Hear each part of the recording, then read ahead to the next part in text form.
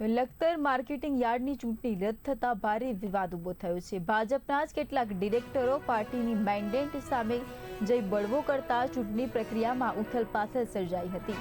સર્વાનુમતે વિક્રમસિંહ રાણા ચેરમેન બન્યા બાદ ખુશાલ પટેલના સ્થાને તેમની પસંદગી થઈ હતી, પરંતુ હવે ગુજરાત ખેતીવાડી વિભાગે આખી ચૂંટણી રદ કરી દેતા મામલો વધુ ગરમાયો છે। કોંગ્રેસે આ મુદ્દે ભાજપમાં આંતરિક વિવાદ હોવાના આક્ષેપ કર્યા છે, જ્યારે ચૂંટણી રદ થતા મામલો હવે કોર્ટ સુધી પહોંચવાની શક્યતા વ્યક્ત કરવામાં આવી રહી છે। હમણાં જ અમારા સુરેન્દ્રનગરની અંદર લખતર એ માર્કેટિંગ યાર્ડની ચૂંટણી હતી અને માર્કેટિંગ યાર્ડની ચૂંટણીની અંદર કોંગ્રેસમાં તો કોઈ ડાયરેક્ટર હતો નહીં, કોંગ્રેસનો કોઈ સભ્ય ચૂંટાયેલો નહોતો, ભારતીય જનતા પાર્ટીના ડાયરેક્ટરો ચૂંટાયેલા હતા। પરંતુ એમાંથી જ્યારે હમણાં એના પ્રમુખ ચૂંટાણા, એના ઉપપ્રમુખ ચૂંટાણા, પણ એ ભારતીય જનતા પાર્ટીના આગેવાનોને અનુકૂળ ન હતા, એમની સામે અવાજ ઉઠાવનારા એવા હતા, એટલે આખી ચૂંટણી જે લોકોએ રદ કરી નાખી છે।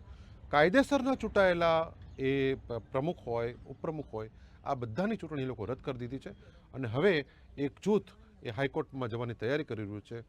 આ પરિસ્થિતિ હવે સમગ્ર ગુજરાતની અંદર અને દેશની અંદર વ્યાપ્ત થઈ રહી છે કે ભારતીય જનતા પાર્ટીની અંદર આંતરિક રીતે પણ એ સારા અને સક્ષમ જે માણસો હોય છે એને આ લોકો ઈચ્છતા નથી હોતા અને એની સામે પણ કોઈ પણ શસ્ત્ર ઉગામતા લોકો જરાય ખચકાટ અનુભવતા નથી।